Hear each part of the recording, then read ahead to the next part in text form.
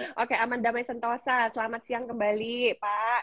Oke, teman-teman, Selamat siang. diajak ya semua teman-teman Handai Taulan, saudara-saudaranya, keluarganya untuk mendengarkan Buset Talk pada hari ini. Kita ditemani oleh Pak Yapit dari WNJ Migration Consultants.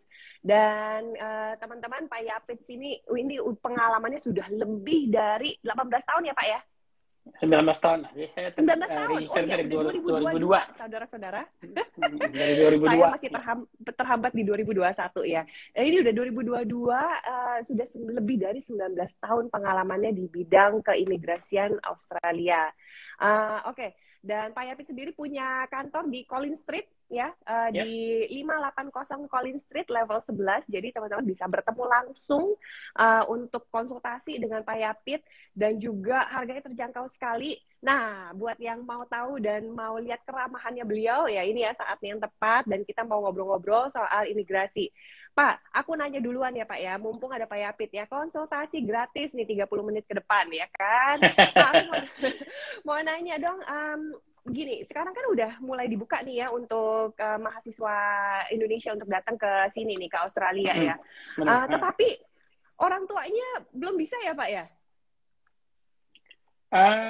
Orang tua sudah bisa sih. Jadi intinya gini, semua sekarang ini dari kayaknya dari tanggal 1 Februari kemarin itu enggak, 21 Februari, sorry. Itu Australia is open for anyone as long as they have a visa, but they have to be fully vaccinated. Right. Jadi Jadi selama kalau begitu orang tua sekarang udah boleh apply bisa. turis visa ya, Pak? Oh, oke ya, pengumuman 21 Februari berarti masih baru banget, baru seminggu ini udah turis visa udah boleh, udah dibuka. Jadi ketentuannya standar ya, Pak ya? Iya, jadi Yang tinggal intinya untuk masuk itu udah bisa, cuman ya nanti itu harus PCR dan nggak perlu karantin juga. Jadi masuk selama fully vaccinated ya itu jadi nggak perlu karantin di sini. Jadi ya sebelum berangkat ya normal requirement harus PCR, terus ada declaration-nya. Ya, jangan Pak, sampai Kak, nanti kayak Jokovic nanti ya gara-gara salah declaration malah di deport. iya, benar-benar. Pak, kalau misalnya pas waktu sampai ke sini, terus di swab dan dia positif, jadi karantina isolasi mandiri gitu ya, Pak ya? Iya. Nah, untuk Kayaknya visa sih turis, bagaimana? mereka itu Bagaimana, Pak? nanti udah nggak akan swipe lagi. Jadi nyampe di sini ya mereka nggak akan swipe lagi, cuman monitor sendiri aja sih biasanya. Oh gitu. Jadi I believe nggak so ya. mandatori. Oke. Nah, terus Pak, ini buat yang student-student yang baru masuk nih, kasihan juga nih udah ada yang 2 tahun sekolahnya dari Indo, tahun terakhir baru ke Indonesia, baru ke sini ya Pak ya. Nah, bagaimana student-student yang baru lulus nih Pak, yang baru lulus dan yang lulusnya mungkin kemarin dari Indonesia ya, mungkin selama pandemi, selama lockdown dia kembali ke Indonesia, ikut sekolahnya online dan udah graduated, apakah eligible untuk ngambil temporary resident Pak? Nah, untuk temporary resident sendiri itu ada requirement-nya itu harus apply within 6 months of the completion. Jadi selama mereka selesai di Desember kemarin, terus mereka apply within service until June itu masih bisa apply. Nah, any period yang student itu sekolah online dari Indonesia, selama mereka hold a student visa that time, jadi selama mereka on a student visa, walaupun sekolahnya dari Indonesia online, itu any period that they do that can be counted towards the 2 years full time study. Jadi ya kan ada minimum requirement sekolah 2 tahun untuk apply TR. Nah, jadi selama mereka punya student visa, mereka sekolahnya online dari Indonesia, itu tetap masih bisa dihitung. Oke, kalau begitu apakah nanti aplikasinya boleh dari Indonesia atau harus ke Australia dulu baru apply?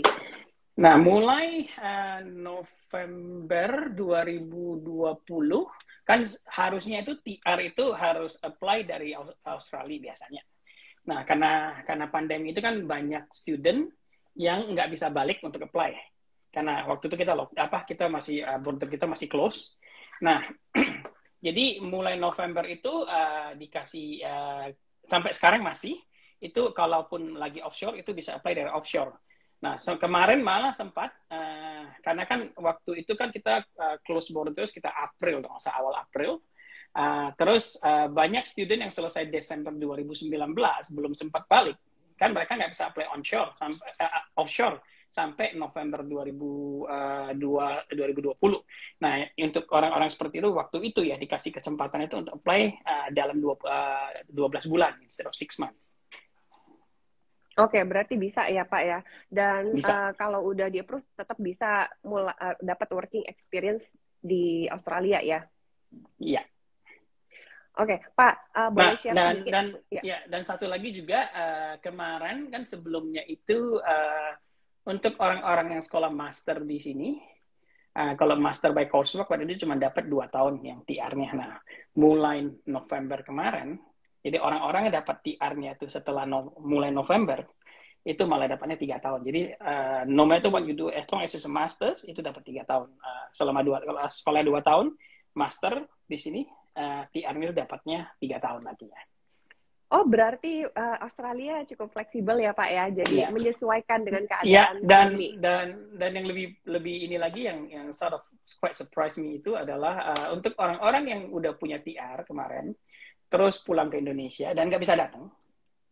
Ya, jadi orang-orang ada di Indonesia dan megang TR 485 anytime from 1st of February 2020 sampai 14 Desember 2021. Mereka itu TR-nya itu automatic extended. Kalau misalkan selesainya itu sebelum 30 September 2022 itu automatic extended sampai 30 September 2022. Nah, itu yang akan ada di artikel Buset yang mendatang. Gitu saya kemarin ada artikel. Baru mau nanya, nggak dikasih nih artikelnya. Oke, ada ya, jadi lebih detailnya ada. Dan on top of that nanti mereka akan dikasih replacement visa. Jadi mereka sampai tanggal 30 September itu bisa datang. Terus on top of that, kalau mereka memenuhi syarat, mereka masih bisa extend. Mungkin ya, kita nggak tahu yang pastinya berapa lama, karena itu baru akan keluar nanti setelah 1 Juli. Mungkin bisa dapat 2 tahun lagi. Right. Dan ini kalau berarti ada kesempatan untuk temporary resident visa holder yang masih ada di Indonesia untuk kembali ke Australia, serving waktu yang ditentukan supaya mereka tetap masih bisa eligible untuk apply permanent residency ya Pak ya? Itu masih bisa datang untuk kerja, dan untuk permanent residency nanti itu tergantung dari poinnya sih, apakah mereka memenuhi syarat untuk bisa dapat invitation. Iya, tetap melalui invitation, tapi paling tidak udah moving forward gitu ya untuk bisa memenuhi persyaratannya. Iya benar, dan kalau kita lihat dari ini ya kelihatan sih dia opening the border, dia letting more people to come in, karena memang pada saat ini sekarang ya kalau kita lihat di restoran segala macam itu semua pada mengeluh bahwa mereka itu susah cari pekerja. Jadi makanya sekarang even pada saat ini kalau Anda on a student visa, visa student, itu malah bisa diperbolehkan kerja full time. Sampai ini peraturan ini kerja di mana aja nggak masalah. Kalau kemarin kan tertentu aged care apa yang lain-lain itu boleh di hospitality itu boleh kerja full time. Nah, tapi ini walaupun nggak di bidangnya yang critical itu, mereka tetap boleh kerja full time sampai nanti mungkin di April akan dilihat lagi. Jadi maksudnya full time ini boleh 40 jam per week? Even mau 60 jam selama bisa kerja nggak masalah. Wow, wih kesempatan teman-teman, ayo cari cuan sebanyak-banyaknya ya kan. Dan satu lagi inisiatif yang which is quite good as well, orang-orang yang baru apply student visa dan baru mau datang ya, udah dapat student visa mau datang, selama mereka datang, saya lupa tanggal periodnya, pokoknya sampai April atau kapan, nah selama mereka masuk within that period, mereka bisa minta refund application fee yang mereka bayar. I think application fee itu sekitar $630, ya itu bisa minta refund malah. Wih, wah ini kesempatan bagus banget ya. Ini benar-benar inisiatif yang bagus dari pemerintah Australia. Jadi udah di waive. Itu persyaratannya gimana tuh Pak? Di waive begitu sampai ke Australia terus kita lodge atau bagaimana? Iya, jadi ada periodnya, nanti itu ada di immigration website kalau mau lihat di student visa. Jadi ada periodnya mereka bisa minta selama mereka nyampe within this period on a new student visa, mereka bisa minta refund dari application yang mereka bayar kemarin. Gitu. Oke. Atau hubungin Pak Yapit ya. Iya. Nah, itu ya teman-teman. Dan ini bisa kerja nggak kucing-kucingan, kerjanya Iya, legal ya, bisa kerja benar, benar. sebanyak-banyaknya. Dan kita juga ini salah satu plus poinnya sebenarnya kan, selama kita tinggal di sini itu kita bisa mulai maksudnya bisa dapetin working experience sambil sekolah Mm-mm. juga kan ya Pak ya. Nah ini Benar, yang benar. something yang nggak ya, sulit lah didapatkan di Indonesia untuk pekerjaan yang quite rewarding ya kan. Mm-mm. Oke, nah Pak, kalau misalkan untuk working holiday visa, nah itu Mm-mm. gimana kabarnya tuh Pak? Bisa diperpanjang nggak yang kemarin sudah dapat, tapi nggak kesempatan datang ke sini? Nah, itu kan gini, working holiday visa itu mulainya itu kan pas mereka nyampe 12 bulannya. Jadi kalau misalkan udah dapat tapi masih berlaku, itu masih bisa dipakai. Jadi datang bisa berlaku 12 bulan lagi. Itu kalau masih berlaku. Nah, kalau udah tidak berlaku, saya sih nggak apa, karena saya itu nggak nanganin working holiday visa. Tapi setahu saya itu kalau memang dia udah pernah dapat working holiday visa, tapi karena kan itu kan working holiday visa itu dikasih cuma setahun untuk masuk ya. Um, Kalau waktu itu udah expired, mereka bisa apply for another replacement. Oke, kalau begitu kita fokus di student visa aja dulu Pak, dengan permanent Hmm. residensinya dan temporary-nya. Hmm. Teman-teman, aku mau sapa-sapa dulu ya teman-teman yang udah bergabung. Halo, Sumtang, gimana sih ini ngomongnya ya kan? Naim, ya Yuda, Diksanat, ya Tasmi, Nifa, welcome. Kalau mau nanya silahkan di chat aja, di kolom chat. Silahkan mulai bertanya. Mumpung konsultasi gratis soal visa dengan Pak Yapit, ya kan? Kapan lagi? Thank you banget loh Pak Yapit, ini udah meluangkan waktunya khusus untuk Buset Talk di Sama-sama. hari ini. Nah, Pak, kalau untuk student visa ini apa nih ya kasus yang kompleks lah yang pernah Bapak tangani gitu loh? Hmm.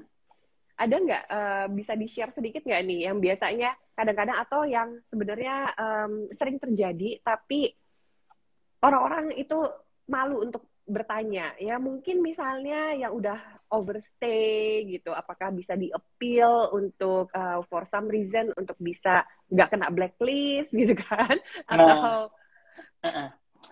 Untuk student visa, kalau misalkan lupa perpanjang, tapi masih ada time frame-nya, jadi tapi cuma dikasih sekali on seumur hidup.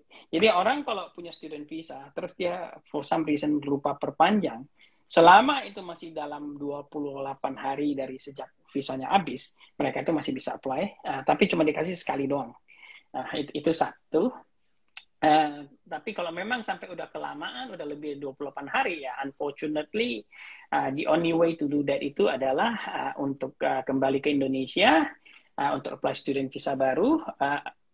Enggak, sebelum itu, the only way they're gonna accept kalau udah lebih dari 28 hari itu adalah it has to be exceptional reason and compelling and compassionate. Jadi intinya it's something that's, and also it's something that outside your control. Misalkan waktu itu mungkin karena masuk rumah sakit, jadi orangnya harus dirawat di rumah sakit mungkin berbulan-bulan atau gimana, jadi ya mereka lupa nggak bisa perpanjang karena memang mereka nggak bisa perpanjang karena mereka itu lagi di rumah sakit gitu lah. Nah, itu boleh. Tapi kalau cuma gara-gara lupa ya dikasih kesempatan dalam 28 hari, kalau nggak lebih dari 28 hari ya unfortunately harus balik ke Indonesia untuk apply.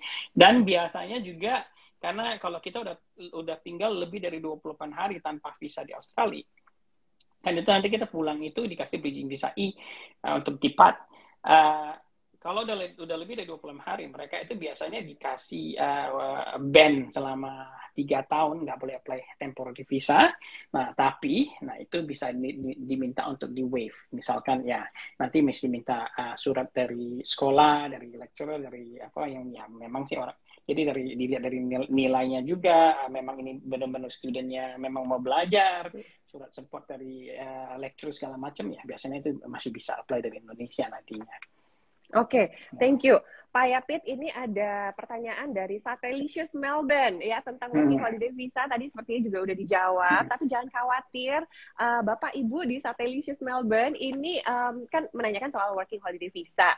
Nah, ini ada berita bagusnya, student visa pun sekarang boleh working full time, ya kan? Nggak perlu nungguin yang working holiday visa. Tapi untuk menjawab pertanyaannya Pak, untuk working holiday visa apakah sudah berlaku lagi? Udah, pokoknya begitu masuk udah gitu jadi, ya. Working holiday visa, terima kasih Yung, mungkin itu yang nanya, temen juga nih. Untuk working holiday visa itu biasanya sih kalau dari Indonesia ya, untuk apply itu kita perlu dapat surat rekomendasi dari Departemen Imigrasi Indonesia, bukan Australia, Departemen Imigrasi Indonesia.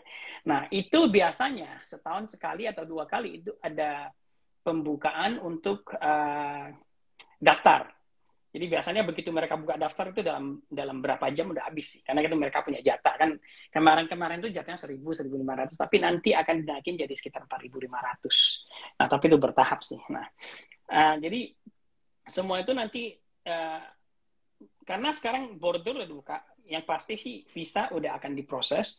Cuman masalahnya adalah ini tergantung dari Departemen Imigrasi Indonesia sendiri. Apakah mereka udah buka kesempatan untuk ngantri dapetin surat rekomendasi gitu loh. Jadi biasanya saat tertentu tuh mereka buka, orang daftar sampai penuh, tutup, terus nanti mereka dipanggil untuk diallocate waktu untuk interview.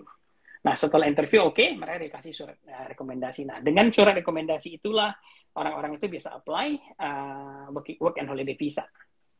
Oke, ini masih berhubungan dengan WHV ya. Kalau udah punya tuh, udah dapat working holiday visa dan sudah berada di sini sekarang, apakah bisa di switch ke student visa? Nah,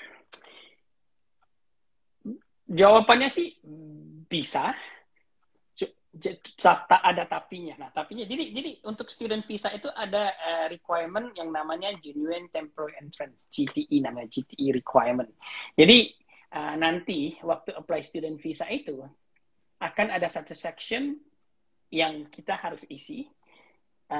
Kenapa kamu mau sekolah ini gitu loh. Nah, misalkan ini orang udah datang dengan working holiday, kenapa tiba-tiba mau sekolah, kan mesti jelasin. Jadi intinya selama kita bisa meyakinkan imigrasi bahwa memang itu kita memang ini benar-benar mau sekolah, dan sekolah itu memang sesuatu yang akan membantu karir kita nanti kalau kita bukan untuk stay di Australia, tapi kalau kita pulang ke Indonesia nanti itu ya mereka akan lihat plan-nya. Nah, kira-kira setelah selesai sekolah itu gimana? Jadi nggak boleh dibilang setelah selesai sekolah itu saya mau apply PR atau PR, itu nggak boleh. Karena kalau bilang seperti itu pasti akan ditolak karena memang itu udah bukan genuine student lagi nantinya. Jadi nah tuh, ya, tapi, udah kasih tips-tips ya. Ya, tapi ya at the end of the day setelah dapat student visa mau ngapain aja terserah. Makanya setelah itu mau apply PR, mau apply PR itu nggak masalah. Jadi ya intinya ada genuine temporary entrance requirement-nya. Jadi ya selama bisa dijelasin kenapa mau sekolah dan apa hubungannya dengan karirnya nanti balik ke Indonesia. Gitu. Oke, itu ya jawaban untuk account Arzia CR gitu ya. Jadi nanti ingat-ingat alasannya jangan karena bucin ya. Nah, saya ketemu jodoh di sini makanya mau sekalian sekolah gitu ya, jangan bucin.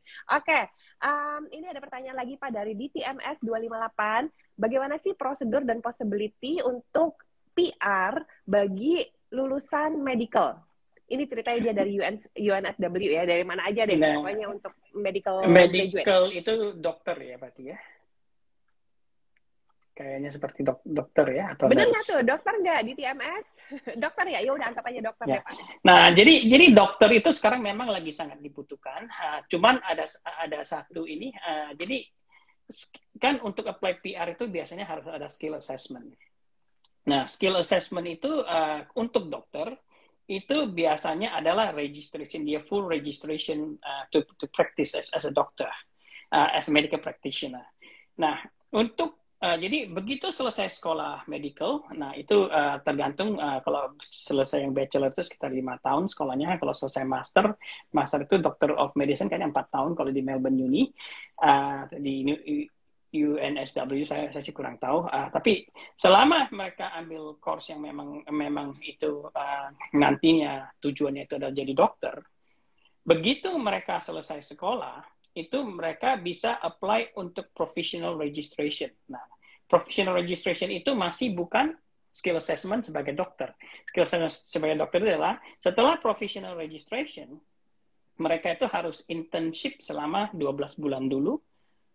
Setelah selesai internship itu mereka baru dapat full registration. Nah, itu yang diperlukan untuk dapatin skill assessment-nya. Nah, kalau di Melbourne itu setelah dapat full registration, selama orang dokter itu kerja misalnya di rumah sakit atau sama health provider, itu karena health provider itu adalah health itu adalah salah satu target sektor yang ditarget sama Victorian government.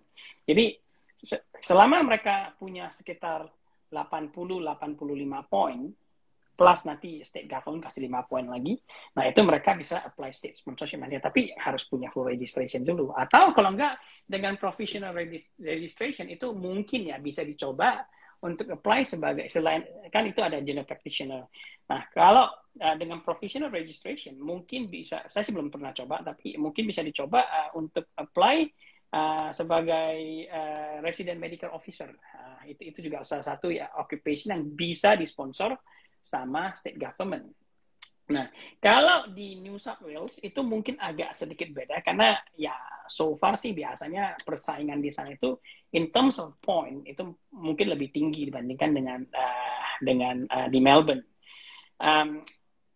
Jadi mungkin mereka perlu ya lebih tinggi poinnya dibandingkan dengan di Melbourne untuk dapatin state sponsorship. Selain itu juga bisa apply juga pakai yang skill kayak yang tadi kita omongin itu adalah 190 visa which is the state government sponsored. There's another one which is a skill independent yang 189 visa. Nah, untuk itu kalau seseorang itu punya sekitar 90 poin lah, kalau 90 poin itu kira-kira sih ya pasti dapat sih untuk dapat invitation-nya.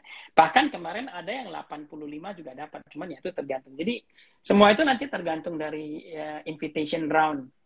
Nah, kalau kita lihat dari invitation round, itu biasanya sebelum pandemi, itu mereka itu per invitation itu mereka akan invite sekitar 1.000-1.500. Selama pandemi, itu per bulan ya biasanya. Nah, selama pandemi itu mereka invite cuma 3 bulan sekali, dan di invitation terakhir itu cuma dikasih sekitar 200-250. Jadi sekarang itu jauh lebih dipotong sedikit. Banyak banget ya. Jadi itu nanti ya tergantung poinnya sendiri gimana dan berapa banyak yang mereka mau invite untuk occupation itu. Jadi cara mereka milih itu kan poin yang paling tinggi itu duluan dapat. Kalau masih ada jatah, mereka kasih ke poin yang lebih rendah, yang masukin IOI-nya lebih cepat dari yang lainnya gitu. Oke, semangat di TMS 258 ya, salut ya. Anda sebagai calon dokter itu perjalanan pokoknya ada terangnya di ujung sana gitu ya. Dokter masih ya. Nah, tuh ya teman-teman udah dengar sendiri ya kalau Pak Yapit itu menjelaskan very detail ya, nggak heran karena pengalamannya itu udah 19 tahun di bidang keimigrasian Australia. Jadi teman-teman jangan ragu-ragu lagi ya kalau ada pertanyaan. Ini kan sesinya nih saya cuma nyolong-nyolong waktunya beliau nih, hanya dikasih 30 menit. Karena beliau habis ini juga sibuk, banyak meeting-meeting yang lainnya gitu kan.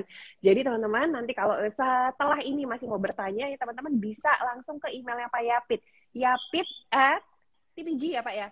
Atau ya, yapit@tpg.com.au atau bisa juga langsung ke Instagramnya YNJ_Migration Consultants ya.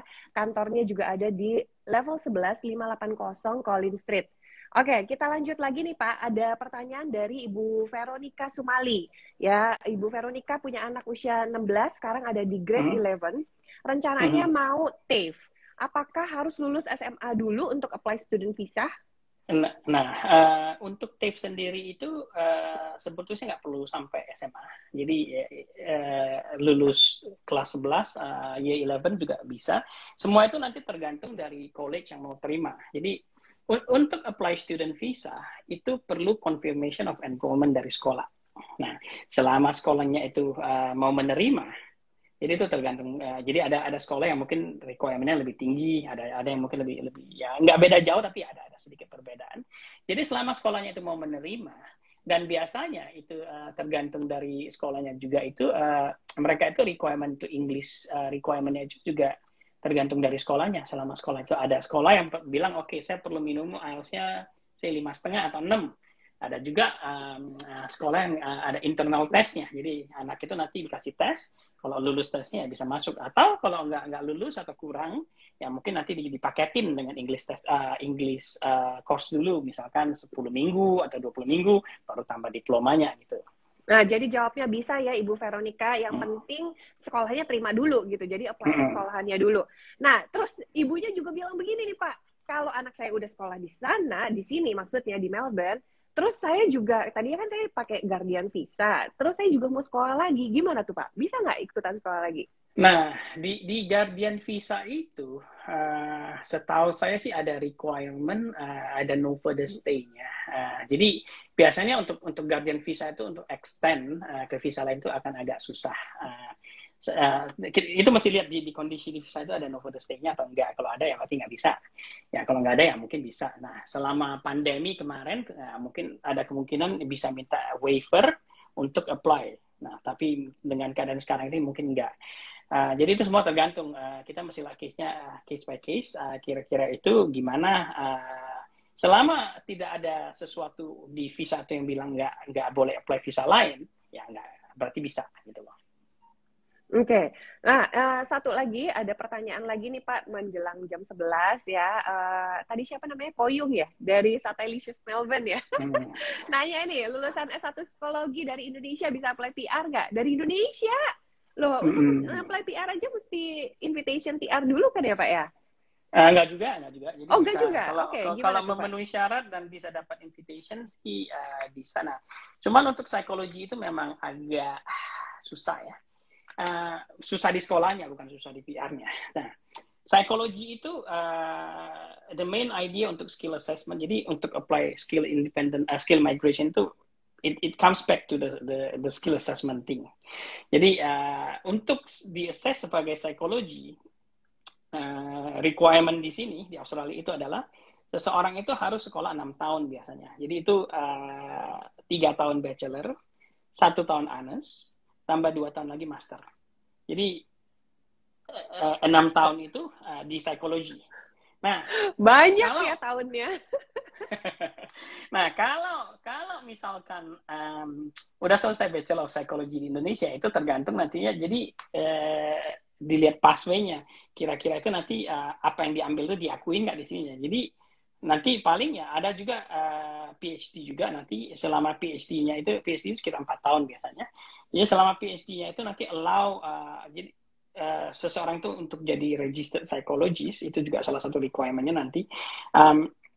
Jadi dari bachelor sendiri, kalau memang mereka bisa diterima masuk ke PhD, dan selama PhD-nya itu lead to registration as a psychologist in Australia, itu masih bisa. Atau kalau enggak ya mungkin honors lagi, baru master lagi gitu loh. All together itu 6 tahun sekolah. Tenang teman-teman, saudara-saudara sekalian ya, usaha tidak pernah mengkhianati hasil. Jadi berusaha lah terus, pasti ada hasilnya gitu ya Pak ya? Iya. Oke, thank you banyak teman-teman. Ini udah jam 11 ya, seperti janji ya kita. Kasihan ya Pak Yapit ya, udah dicolong-colong waktunya. Terus kita ulur-ulur. Thank you banget ya Pak Yapit. Sama-sama. Ini kita mau minta feedback juga dari teman-teman semua, bagaimana Buset Talk hari ini. Apakah nanti ya mau nggak nih diperpanjang lagi? Ayo yang mau ketik, mau ya. Chat, kita boleh itu. Jadi Pak Yapit, jadi nanti saya kalau mau nodong Pak Yapit enak Pak, tuh lihat orang-orang yang bilang nih mau, bagaimana nih ya kan? Tuh, thank you jempol-jempolnya. Nah, kita mau mengucapkan dulu selamat Hari Raya Nyepi untuk teman-teman yang merayakan semuanya. Dan saya sendiri pribadi mengucapkan terima kasih banyak untuk Pak Yapit Japutra dari YNJ Migration Consultants.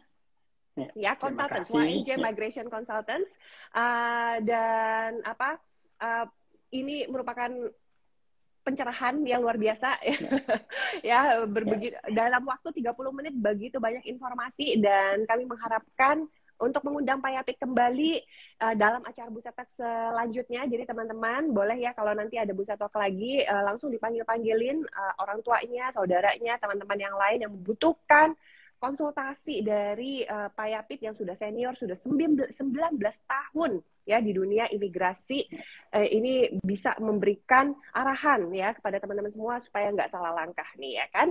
Oke, terima kasih sekali Pak Yapit. Silahkan kalau ada mau kata-kata goodbye dulu sementara virtual. Ya, terima kasih Buset untuk sudah mengundang kita untuk Buset Talk-nya. Terima kasih untuk teman-teman atau ibu-ibu, bapak-bapak yang sudah join juga. Mungkin ya untuk the next kalau memang mau ya nantinya mungkin bisa di arrange dengan Buset atau Ibu Vini untuk ya mungkin kalau misalkan mau mungkin lebih cocok ini topik tertentu mungkin ya kadang orang kan maunya saya mau topik ini supaya bisa lebih banyak waktu daripada kita ngomongin dari A sampai Z nanti karena kan cuma setengah jam ya jadi mungkin juga agak gimana gitu loh. Nah cuman itu aja. Terima kasih semuanya, terima kasih Vini, Ibu Vini, terima kasih Buset. Terima kasih semuanya. Nanti lihat aja recordingnya ada di Instastory Buset Magazine ya. Bisa juga ke YNJ_Migration Consultant. Selamat sore, selamat beraktivitas. Bye semua. Bye.